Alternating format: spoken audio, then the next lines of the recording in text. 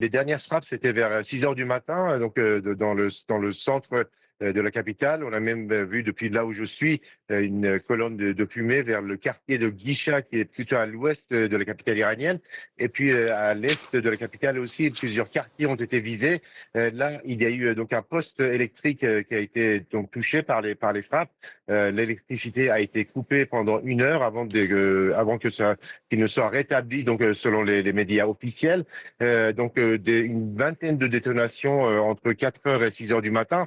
En revanche, dans la ville d'Ispahan, les frappes ont été visiblement beaucoup plus fortes, beaucoup plus puissantes, puisque des vidéos circulent, notamment sur les réseaux sociaux, publiées également par Donald Trump, où on voit d'énormes explosions dans les alentours d'Ispahan. Là, Ispahan qui est une ville historique, mais aussi une ville industrielle et militaire très importante, avec de nombreuses usines, des installations nucléaires, mais aussi des bases militaires qui auraient été touchées, mais on n'a pas de précision pour l'instant.